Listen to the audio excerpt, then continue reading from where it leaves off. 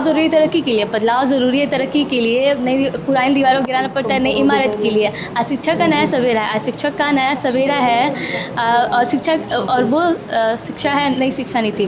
तो इसी विषय के साथ आदरणीय निर्णय महोदय, शिक्षकगण और मेरे प्रिय साथियों, मैं रहनुमा अपने सहपाठियों के साथ तबस्सुम, रोज़ी परवीन, अंकुर सिंह एडिशन ग्रुप से वाद विवाद के लिए अनुपस्थित हुई हूँ। तो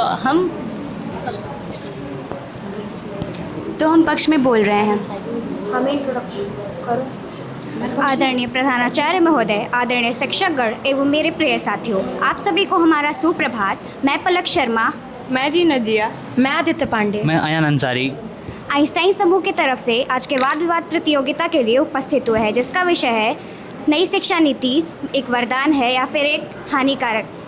तो हम इसके विपक्ष में बोलने जा रहे हैं। जैसा कि हम सभी जानते हैं, अगर किसी भी देश को विकसित करने की बात की जाती है तो सबसे पहले बदलाव उसकी शिक्षा में की जाती है। यही सोचकर हमारे देश भारत ने राष्ट्रीय शिक्षा नीति बनाई 29 जुलाई 2020 में। इसका मुख्य उद्देश्य ये है कि शिक्षा को अधिकृतपूर्वक व्यवहारिक और विद्यार्थी केंद्र बनाता है। ये सिर्फ किताबों से ही सीमित नहीं है, ये बच्चों के कौशलता में भी बहुत प्रयोग देता है। और इसकी सबसे प्रमुख बात ये है कि ये रटने की बजाय समझने पर जोर देता है और इसमें बच्चों को अपनी रुचि के अनुसार अपने विषय को चुनने की पूरी स्वतंत्रता मिलती है ताकि वो आने वाले अपने भविष्य के लिए तैयार हो सके। तो बताइए, आप इस पे क्या कहना चाहेंगे? जी, मैं मानता हूँ नई शिक्षा नीति का उद्देश्य तो अच्छा है, पर कागज़ पे नीति सोने जैसी, ज़मीन पर उतरे तो सवाल आ जाए। शिक्षक नहीं, लैब नहीं, इंटरनेट दूर, गाँव का बच्चा बस देखे नहीं। मेरा उद्देश्य मैं ये कहना चाहता हूँ, अगर शिक्षक ही नहीं रहेंगे, लैब ही नहीं रहेगा, तो नीति के आने से क्या फ़ायदा?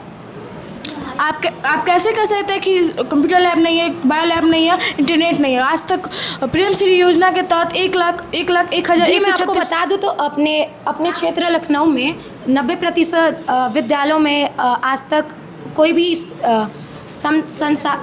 डिजिटल सुविधाएं नहीं है।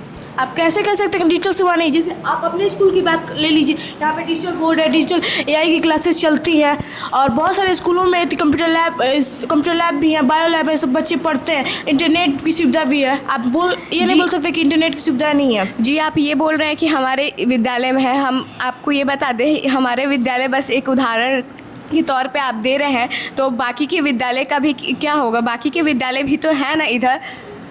जी, मैं आपके बात से पूरी सहमत हूँ, लेकिन किसी भी चीज़ को लागू करने के लिए एक रफ्तार चाहिए।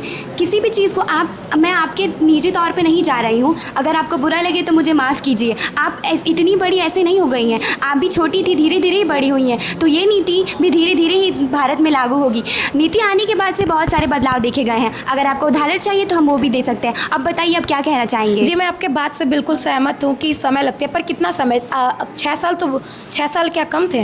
नीति आने से बहुत सारे लिटरेसी रेट बढ़े हैं। जैसे बिहार का पहले लिटरेसी रेट बिहार में पहले 68% थी, बल्कि अब बढ़कर 74% हो चुका है। मुंबई में पहले 69% थे, अब बढ़कर 82% हो चुका है। आप कैसे कर सकते हैं कि नीपी काम नहीं करी? उस समय नीपी को आए हुए 6 साल हो गए, पर लेकिन नीपी जब आई थी कोरोना काल चल रहा था, तो आप कैसे उस समय भी बहुत सारे पैसों का यूज हो रहा था, समय लग रहा था। कैसे कह सकते हैं उस टाइम नीपी लागू करना अच्छी है?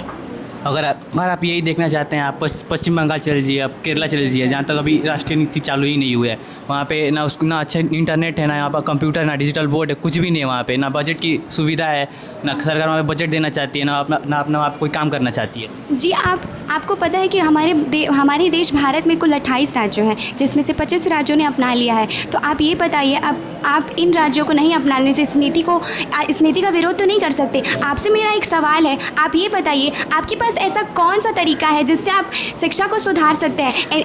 हमारे देश भारत को शिक्षा में कुछ तो कमी दिखाई दी, तभी उन्होंने राष्ट्रीय शिक्षा नीति बनाई। ऐसी कोई चीज़ बनती ही नहीं है जिसका लाभ ना हो। आप बताइए, इस पर आप अपने विपक्ष में क्या रखेंगे? माफ़ कीजिए। 30 सेकंड बाकी। सबसे पहले मैं आपको बता दूं, सबसे पहले आपने पूछा कि क्या समाधान देना चाहिए, तो सबसे पहले नीति को संसाधनों का व्यवस्था करना चाहिए था। स्कूल में शिक्षक को अच्छी ट्रेनिंग देनी चाहिए थी। और मैं आपको बता देती हूँ, सरकारी विद्यालयों में शिक्षकों की कमी है। और मैं आपको उदाहरण भी दे सकती हूँ कि सरकारी विद्यालयों के शिक्षक को जनगणना करने के लिए भेजा जाता है। तो क्या ये शिक्षक की कमी नहीं होगी? जी आप सही कह रही हैं, पर लेकिन 90,000 प्लस शिक्षकों की ट्रेनिंग चल रही है, उन्हें AI सिखाया जा रहा है, कोडिंग तो अच्छा, सिखाया जा रहा है, आप ये क्रिटिकल बताइए थिंकिंग सिखाया जा रहा है। मेरा आपसे एक और सवाल है। आप ये बताइए, अगर हम अपना डाटा हम अगर अपना आंकड़ा देखें कोरोना के बाद, तो हमारे देश में 40 लाख शिक्षकों को तैयार किया गया, जिसमें से 17 लाख ऑफलाइन के लिए और 22 लाख ऑनलाइन के लिए रखे गए पढ़ाने के लिए। तो क्या आप अभी भी कहेंगे शिक्षकों की कमी है? नहीं, शिक्षकों की कमी बिल्कुल नहीं है।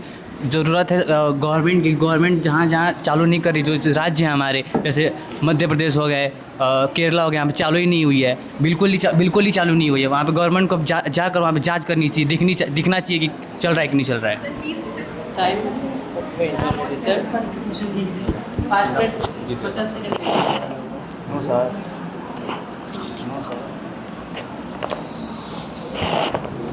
आप बताइए, नई शिक्षा नीति भारत के लिए आवश्यक क्यों है?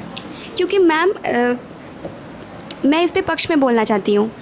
मैम समय बदल रहा है, हम 21वीं सदी में जी रहे हैं, उस हिसाब से प्रकृति बदलता रहता है, इस हिसाब से हमें अपनी शिक्षा को भी बदलना चाहिए। यही बात सोचकर हमारे शिक्षा मंत्रालय ने राष्ट्रीय शिक्षा नीति लाई, जिसके बहुत सारे फ़ायदे हैं, लेकिन हम मानते हैं इसके नुकसान भी हैं। पर किसी भी चीज़ को लागू करने की एक रफ्तार होती है। ये नीति 2036 तक पूरी तरीके से लागू किया जाएगा। लेकिन नई शिक्षा नीति कब से बनाई जा रही है और क्या यह कब तक लागू होगी, आपको पता है? मैम मेरी जांच के हिसाब से 2020 में 29 जुलाई को ये लागू किया गया। पहले तो सरकार ने ये कहा था कि ये नीति 2030 तक पूरी तरीके से लागू हो जाएगी, लेकिन कुछ मुश्किलों के कारण इस समय को बढ़ाकर 2035 और 36 कर दिया गया है। अब भविष्य में क्या होगा ये कोई नहीं जानता है।